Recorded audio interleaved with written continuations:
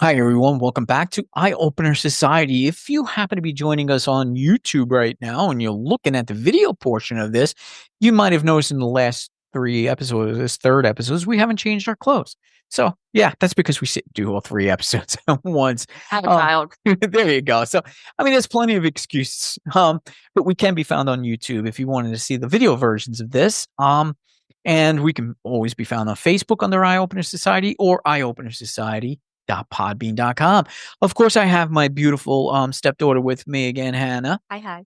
And this one, I didn't even know when she said she was going to do this.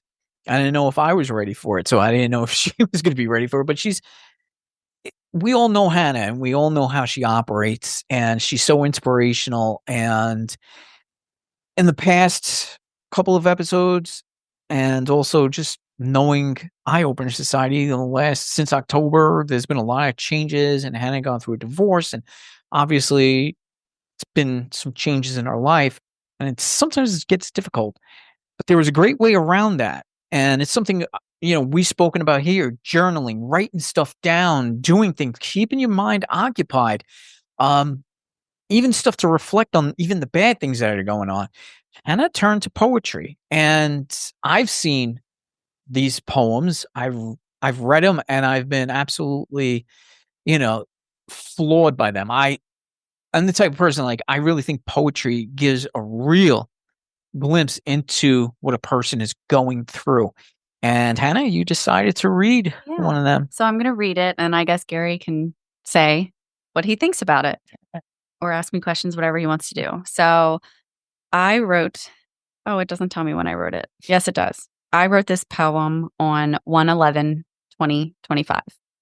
Trauma response. What is it to you? For me, it's the tossing and turning while trying to sleep. It's waking up from the 1 hour of sleep I got drenched in sweat. It's studying something so hard, but my brain fails to retain anything other than the bitter whispers of the damage made. It's constantly being mad at God or the universe. It's being happy, then later on feeling guilty for feeling joy. It's the moment where I catch myself staring into nothing, but that nothing is clouds of negative thoughts I feel of myself. Trauma response, you ask? It's not just a response now. It's who I've become, and it's consumed me. I can't thank you enough for reading that, because it takes a lot. Yeah, see, it takes a lot to read something like that, but when those words flow, whether you're writing them down or typing them, whatever you're doing, and then when you're verbally speaking them, it's just like meditation, where you're taking that deep breath in, and then you're letting go of all of the negativity. I feel that's what poetry does. It gives you that outlet to face what troubles you, as well as breathe it back out. And I think, and especially on this one, because when you're saying the trauma response, it's saying, hey, I've learned ways to start dealing, because I'm starting to realize what has harmed me. Yeah. And I think how when I was writing it, I was just not able to process anything. Like it was just bam, bam, bam, bam, bam. And it was just like everything became a trigger for me. Everything was like all my brain was the trauma that I went through. So it consumed me in quite an unhealthy way, mentally, physically, emotionally. It literally felt like I was suffocating. And I just had to get it out. And, so I think that was like maybe the third poem I wrote. And it just, for me, it literally, it was every single thing that I wrote there, like being waking up drenched in sweat, feeling joy and then feeling guilty about feeling happy in a moment. And it's hard because you look at yourself in the mirror, and I would look at myself and I'd be like, you're going to be okay, and you're going to be okay. But like everything in my body at that point in time was just like, no, like this is you're a wreck. Like I don't know how long it's going to take you to get out of this. Like everything is triggering for you. Everything is traumatic for you. And like I said, it quite literally suffocated me for the longest time. And then just day by day, writing more poems and just figuring shit out. I'm doing okay right now, you know? But trauma is scary. Um, and it shows up in many, many unhealthy ways. And I think it's important that, you find things that work for you and seek out help. And you have to really realize that you're not alone, that there's always something or someone out there for you. Like, you don't have to be alone. Because for the longest time, I thought I was going to be alone, but I found poetry and I have people in my life that love me and care about me.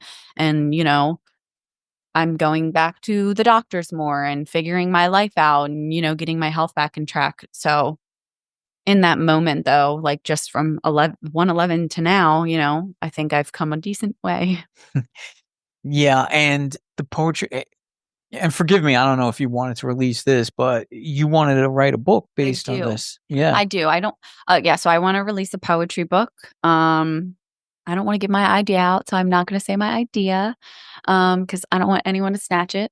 Um, but yeah, I do. I have, probably about 12 poems right now. I've taken a little break. I haven't written in a while. My life has just been crazy, um, and work and everything, but, yeah, I do wanna eventually release a short poetry book, about my not necessarily about my life, but just, it'll kinda be about my life in a sense. So, I'm excited, and I hope I will stick through to it with it. So, Yeah, I think you will, and you really should. The a book of poetry too, it much like the lyrics to mhm. songs and all, people can relate to stuff. People are gonna say this, "I'm going through this. I am going through this right now," and I think turning the pages of a book and reading all of this, people might find only one poem they relate to, or they may relate to the entire, collection of poetry, but that's gonna help people. It's gonna say, "Wow, somebody else feels basically, the same way I do." And hopefully they can develop a sense of what you've gone through and where you've been, and, especially if you write a forward and, to the book and all say, "Hey, listen, I've overcome all of this." And maybe people can start doing the poetry or painting or music, whatever it is you want to take up. It is a great release to help you feel normal again, you know? And Yeah. I think that's how it made you feel. I was taken away by the poems. Like I said, that's just one poem, but it really gives a sense of the moment and the anguish or the happiness or whatever it is that, person is writing about. And I felt overwhelmed by it, and that's why I said, "Yeah," and I heard the idea that you had, and I think it's fantastic, and I really think it should be done as, probably sooner than later. Yeah. And I think I wanted to bring up too when the first line of the poem is like, trauma response is the name of the poem, but it's what is it to you? And I think for me, it was really important for me to write this poem. Um, because for me, like I said, I listed it out. Like it was trouble sleeping. It was maybe getting 1 hour of sleep. It was the sweat. It was the guilt. But I think it was important for me because if you're looking at it at like a psychological standpoint, I'm listing triggers. I'm listing responses from things that are happening. So I am becoming hyper aware of, okay, this is going to happen, like this might happen to me, or hey, I'm I'm triggered right now. All like, and because sometimes you're blind. Sometimes you're blind. Your cognitive skills are low because you're going through something so difficult in life. But writing that poem for me, I'm like, wow, like I'm listing these triggers and I wasn't even realizing it. I was just getting my feelings out and, making a poem and, trying to find something that works for me. But I look back at it now, a little over 2 months later, and I'm like, wow, I'm listing things that are helping me. Mhm.